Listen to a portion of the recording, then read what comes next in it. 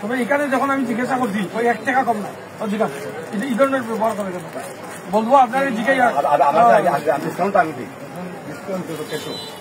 1 টাকা কম নাই আপনি আর এখানে একটা বলবেন না টাকা দিবেন 10% ডিসকাউন্ট তারা এখানে বলবেন বলতে হবে আমার মোবাইল আপনার নাম কি? আপনি তো দায়িত্বে আছেন এখানে। আমরা যে পয়েন্টগুলো এখানে পেলাম আপনারা থানায় থাকেন, যাচাই করলাম এর মধ্যে কিছু পেলাম হলো যেগুলো হলো প্রাইস ট্যাগ দেওয়া নেই, ঠিক আছে?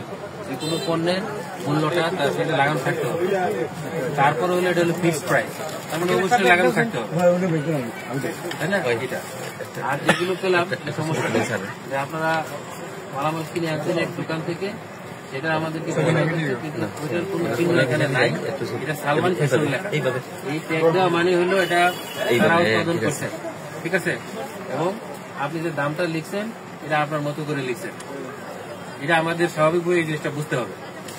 যদি ওদের ট্যাগটা এখানে থাকতো, ওদের প্রাইসটা দেওয়া থাকতো, এরপরে আপনি যদি ডিসকাউন্ট দেওয়ার একটা প্রাইস লিখে বলতেন যে আমরা এই রেটে কিনছি ওকে দিচ্ছি, তাহলে আমরা বুঝতে পারছি।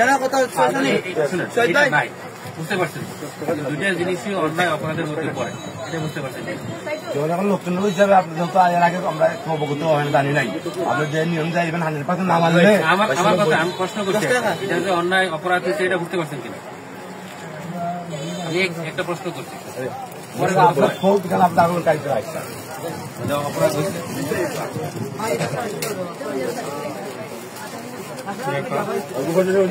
অনেকটা আমি বিবেচনা করবো।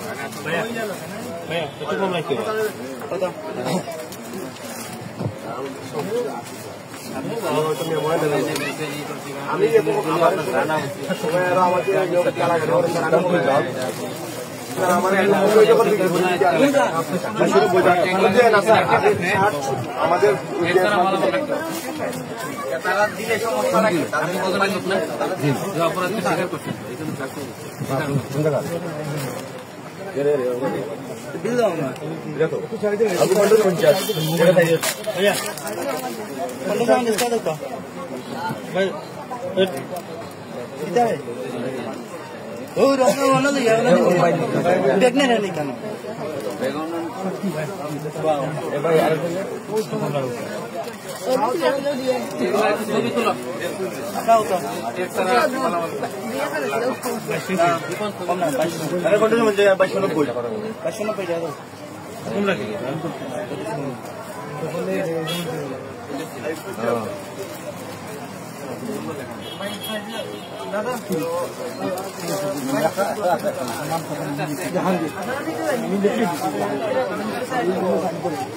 ডলফিন ফ্যাশন কোথায়?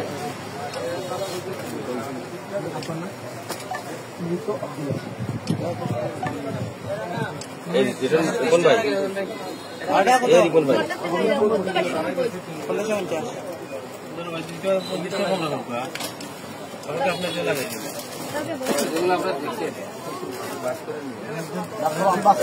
জানছেন বাইরে